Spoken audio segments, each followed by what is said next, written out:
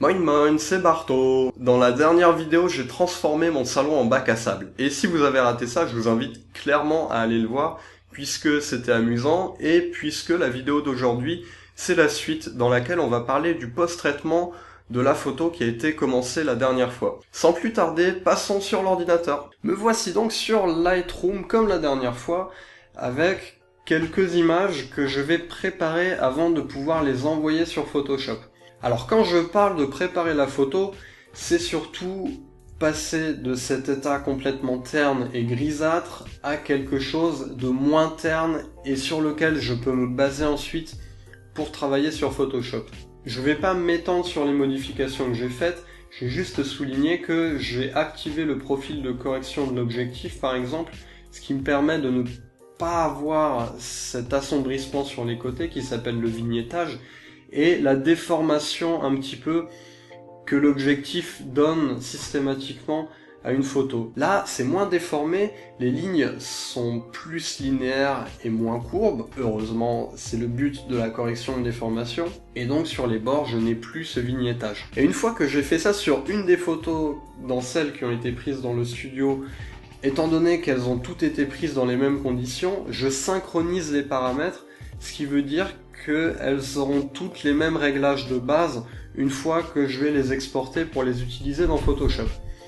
Alors, dans celle que j'ai retenue, il y a celle avec uniquement l'album et celle-ci qui me permet de prendre le vinyle pour pouvoir faire comme s'il sortait de l'album.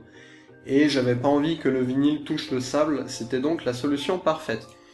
Pour avoir un petit peu plus de matière, à la fin, j'ai pris aussi des photos avec du sable dans différentes positions, avec différentes lumières, ce qui me permet sur Photoshop ensuite de ne pas avoir à réinventer la roue si jamais j'ai besoin de plus de matière, de ne pas avoir à copier-coller tout le temps le même élément si jamais j'ai besoin de plus d'arrière-plan ou si j'ai envie d'étendre un petit peu ma photo. Et dans les photos que j'ai faites au zoo, j'ai retenu deux images avec des dromadaires.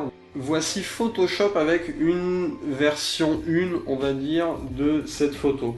Alors la première chose qu'on peut constater, c'est l'arrière-plan, c'est du bleu dégradé. Pourquoi? Parce que j'ai pris une photo du désert sur Google Images et j'ai regardé de quelle couleur était le ciel. Ça permet ensuite, avec la pipette, de prendre le bleu pour pouvoir faire un dégradé. Là, ça paraît pas très esthétique, c'est une partie de mon arrière-plan, c'est-à-dire que c'est dans les dunes que je vous ai montré tout à l'heure et qui étaient en extra par rapport à ce que j'avais réellement besoin. Je les ai prises, je les ai mises en arrière-plan, j'ai flouté un petit peu pour faire de la profondeur de champ.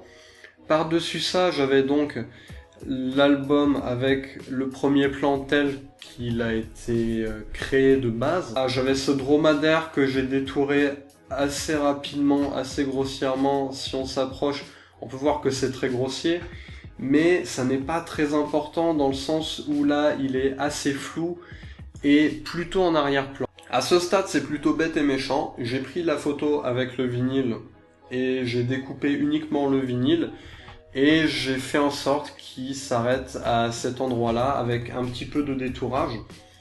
Pour que ce soit plus réaliste, j'ai ajouté une ombre derrière le vinyle pour donner un petit peu plus de relief. Ici, j'ai ouvert une version finale du fichier Photoshop. Pour l'instant, j'ai uniquement désactivé toute la correction colorimétrique que je vais vous montrer plus en détail. Avant ça, on peut préciser que j'ai élargi un petit peu mon cadre. Dans les petites modifications que j'ai faites, j'ai ajouté une ombre à cet endroit-là sur le vinyle pour donner du relief par rapport à la pochette, pour renforcer l'effet « je suis un vinyle et je sors de cette pochette d'album ». Et je trouve que c'est plutôt réussi.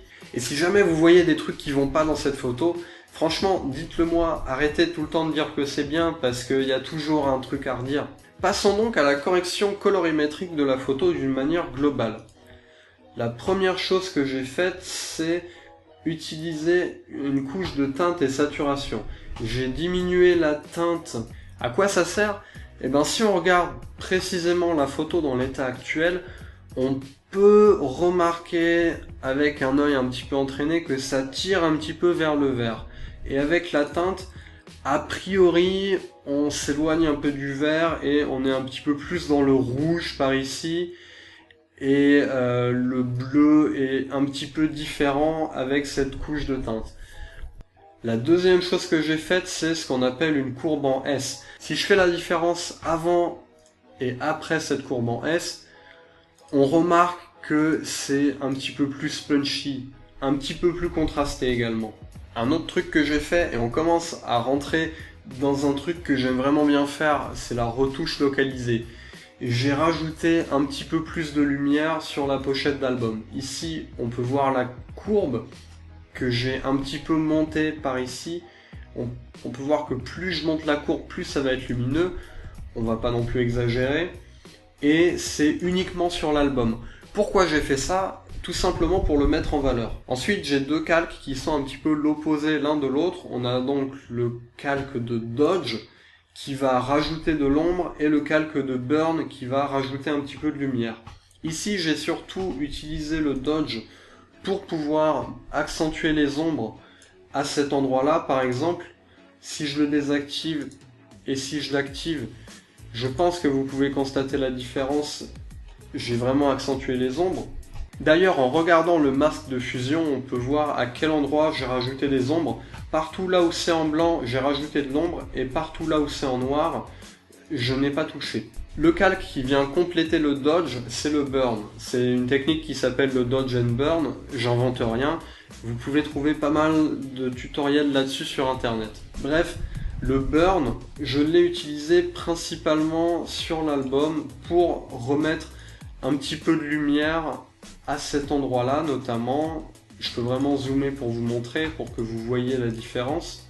Et de manière un petit peu furtive, sur la crête de mon tas de sable, j'ai fait ça, j'ai accentué un petit peu la lumière, mais c'est très subtil. Je m'attaque désormais à la correction de couleur de toute la photo, avec ce filtre de balance des couleurs.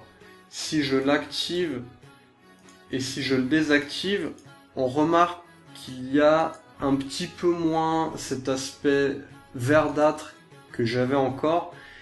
Le seul défaut, c'est que le sable devient un petit peu magenta, ce qui n'est pas exactement l'effet que je veux, mais c'est pas grave parce que je vais y revenir après. Globalement, cette correction de couleur, vous pourriez la faire avec l'outil courbe qui propose aussi rouge, vert et bleu, mais ici, ça permet vraiment de se rendre compte quel effet a quel curseur. Le désavantage d'utiliser la balance des couleurs plutôt que la courbe, c'est que on est plus précis avec la courbe, mais on y reviendra une autre fois. Globalement, sur la balance des couleurs précédente, la couleur du sable ne me plaît pas. Mais ce que je peux faire, c'est une nouvelle fois une retouche par zone. Je peux sélectionner la zone sur laquelle j'ai fait cette correction et on constate que je suis passé partout là où il y a du sable, quasiment pas sur l'album parce que j'ai très légèrement débordé, et le ciel, je n'y touche pas. Si j'active cette balance des couleurs, le sable est beaucoup plus orange, qui correspond un petit peu plus à l'effet que je voulais avoir. On arrive à la fin et on a cette courbe qui va uniquement venir agir sur le vinyle et un tout petit peu sur la pochette, qui va venir remonter la lumière. Si je l'active, vous pouvez voir qu'à certains endroits, il y a un petit peu plus de lumière. Pour vous faire constater la différence, ça c'est avant, ça c'est après. Le vinyle est plus lumineux, on voit bien sa couleur bleue que j'aime beaucoup, c'est un bel objet. Et pour terminer, un petit peu de luminosité contraste avec un tout petit poil de contraste, et on ajoute de la luminosité à la photo. On va faire un dernier passage sur Lightroom pour quelques petits ajustements et ensuite pouvoir exporter cette photo et la faire vivre sa vie de photo. Là, on a l'image en sortie de Photoshop et là, on a l'image telle qu'elle sera à la fin en sortant de Lightroom. Très brièvement, j'ai rajouté un poil de contraste, j'ai rajouté un tout petit peu de haute lumière. Comme j'ai mis du contraste, j'ai remonté les ombres, comme le contraste accentue les ombres. Un poil de vibrance pour avoir plus de couleurs, et pour mettre un petit peu plus en valeur l'album, un filtre radial qui va venir remonter l'exposition juste au centre, et afin de complémenter ce filtre, j'ai ajouté un petit peu de vignettage sur les bords. Ça c'est sans le vignettage, ça c'est avec le vignettage. Et là, j'ai vraiment le regard qui est capté au milieu. Cette vidéo est désormais terminée. Je vous invite à me dire ce que vous en avez pensé dans les commentaires. Si vous n'avez pas écouté Camel Driver, les liens sont dans la description. Vérifiez que vous êtes abonné puisque une nouvelle vidéo va arriver la semaine prochaine. Cette semaine c'était un petit peu différent, j'ai découpé la vidéo en 2 parties. Sinon ça aurait été trop long, ça aurait duré 17 minutes, 20 minutes et j'aurais eu un petit peu peur de vous endormir sur une vidéo aussi longue. Si vous voulez donner un coup de pouce à la chaîne, et ça me ferait vraiment plaisir, vous pouvez partager les vidéos que je fais avec vos potes si vous pensez que ça peut leur plaire. Si vous avez des questions ou si vous n'avez pas tout compris dans cette vidéo, n'hésitez pas à demander en commentaire. Je vous retrouve bientôt dans une autre vidéo, et d'ici là, soyez curieux et regardez autour de vous. Tchuss!